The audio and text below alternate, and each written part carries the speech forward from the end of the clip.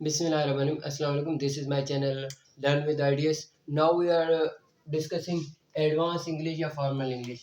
इससे पहले हम लोगों ने जो किया था वो है इनफॉर्मल इंग्लिश, या हम लोग वो कर रहे थे जो इंग्लिश की गया है। पीछे हम प्रीवियस ईयर में हम पढ़ते आ रहे हैं, जिस तरह 2010 से 2012 तक हम यही पढ़ रहे थे कि आईएनजी के सिर्फ यही यूज़ है, रहा है रही में। बट आईएनजी के काफ़ी सारे रूल हैं जो फॉर्मल इंग्लिश और एडवांस इंग्लिश में। पढ़ते हैं आईएनजी को। सबसे पहले यहाँ पर देखते हैं इसका जो एडवांस इंग्लिश है, ये मैंने इंशाल्लाह सीरीज स्टार्ट की। इंशाल्लाह मैं इसको फाइनल तक ले जाऊँगा, जहाँ तक मुझे लगेगा कि आप लोगों के लिए जो जो चीज़ें इसकी ज़रूरी हैं। जिस तरह यहाँ पर फर्स्ट लेक्चर है यूजेस ऑफ आईएनजी, मतलब कि आईएनजी के कितने यूज़ है। हमने तो सिर्फ एक ही यूज़ पढ़ा हुआ है कि जहाँ जिस सेंटेंस में रहा है या रही है आता है तो वहाँ पर आईएनजी इस्तेमाल होता है। नॉट ओनली आईएनजी यूज होता है रहा है राइम, या आईएनजी के और भी यूज है जो हम इस वीडियो में पढ़ते हैं। यहाँ पर सबसे पहले we learn that ING come in a sentence such as रहा एंड रही है। यहाँ पर पहले मैंने आप लोगों को बता दिया है कि हम लोग सेंटेंस में पढ़ चुके हैं, हम लोग पीछे पढ़ चुके हैं पिछली इंग्लिश में कि आईएनजी सिर्फ और सिर्फ जिस फिक्रे में रहा है एंड रही है आखिर में आता है तो वहाँ पर आईएनजी आता है। But it is ING is not only coming रहा एंड रहा है। सिर्फ आईएनजी सिर्फ रहा है रही में नहीं आता है, तो आगे कहाँ कहाँ आता है। There has four uses of ING. ING has a four uses here. Four uses of ING, यहाँ पर मैंने जो लिखे हैं फोर यूजेस लिखे हैं, यहाँ पर 3 यूजेस लिखे हैं। नेक्स्ट पार्ट में मैं आप लोगों को एक यूज बताऊंगा, फिर उसके बाद मैं आप लोगों को टेस्ट दूंगा। टेस्ट आप सोल्व करके मुझे सेंड कर देना। तो सबसे पहला यूज है यूज ऑफ आईएनजी। यहाँ पर two verbs come in a sentence. अगर कोई भी दो वर्ब एक सेंटेंस में आ जाते हैं एक के बाद दूसरा, मीन्स के लाइक और कमिंग दोनों साथ आ जाते हैं। यहाँ पर ये लिखे हुए हैं कि आई लाइक टीचिंग, मतलब कि लाइक भी एक वर्ब है और टीचिंग भी एक वर्ब है, मतलब कि दोनों वर्ब इकट्ठे आ गए। तो जो second word after one verb other verb come with ING. जो दूसरा वर्ब है, पहला वर्ब तो यहाँ पर ये लिखे आई लाइक के बाद जो टीचिंग है वहाँ वो आईएनजी लेकर आएगा। फर्स्ट वर्ब नहीं लेकर आएगा। सेकंड वर्ब जो दूसरे नंबर पे वो वर्ब क्या लाएगा, आईएनजी लाएगा। इसकी एग्जांपल देखते हैं।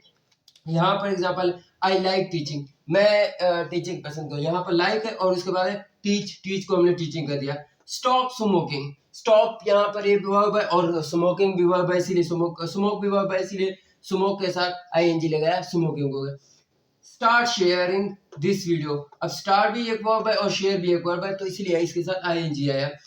यहाँ पर ये भी लिखा हुआ है कि when two verb comes in a sentence with each other then ING come, फिर आईएनजी जरूर आती है। आप लोग इसमें कंफ्यूज ना होना कि एक वर्ब अगर फर्स्ट वर्ब है और सेकंड वर्ब है, दोनों वर्ब आ रही हैं तो सेकंड वर्ब हमेशा आईएनजी लेकर आएगी। तो इसमें कंफ्यूजन की कोई जरूरत नहीं है, आप लोगों को कंफ्यूज होने की कोई जरूरत नहीं इसमें। तो सेकंड यूज हम देखते हैं। सेकंड यूज क्या है? Second use of ING, a sentence start verb then ING come, मतलब कोई भी सेंटेंस है अगर वर्ब से स्टार्ट आता है तो वो आईएनजी लेकर ही, पैदा होकर ही आएगा, मतलब कि वो लेकर ही आएगा आईएनजी। तो एग्जांपल देखते हैं। Sleeping a lot is not a good habit. Sleeping यहाँ पर ये क्या है, वर्ब है। वर्ब क्या है, इसके साथ आईएनजी आए। डूइंग, डू क्या है, डू भी वर्ब है। Doing workout is not a good habit, good habit नहीं है। यहाँ पर इसका थर्ड यूज देखते हैं। यहाँ पर ये है कि कोई भी सेंटेंस अगर वर्ब से स्टार्ट होता है, फर्स्ट रूल हमने क्या पढ़ा है, फर्स्ट रूल ये है कि अगर टू वर्ब साथ आ जाए। सेकंड रूल हमने पढ़ा है कि यहाँ पर अगर कोई भी सेंटेंस स्टार्ट वर्ब से आता है तो वो क्या आईएनजी लेकर ही आता है। यूज ऑफ थर्ड यूज देखते हैं। Any sentence preposition on, at, in, after, before, just after come ING. कोई भी प्रीपोजिशन है, प्रीपोजिशन के बाद जो वर्ब आएगा, जस्ट प्रीपोजिशन के बाद वर्ब जो आएगा क्या आएगा, वो आईएनजी लेकर ही आएगा। एग्जांपल से समझते हैं।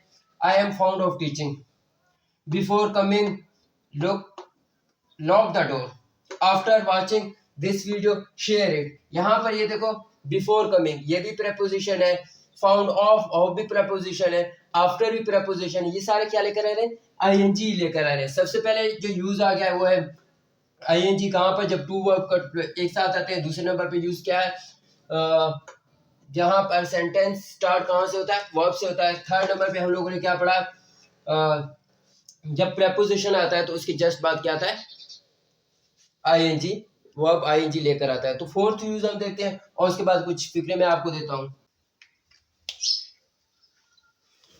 अच्छा, this is the fourth use of ING. ING के ये फोर्थ यूज है।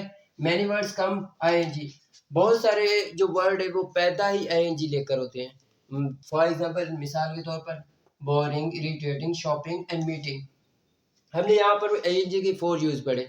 सबसे पहले अगर टू वर्ब्स आए तो सेकंड वर्ब आईएनजी लगती है।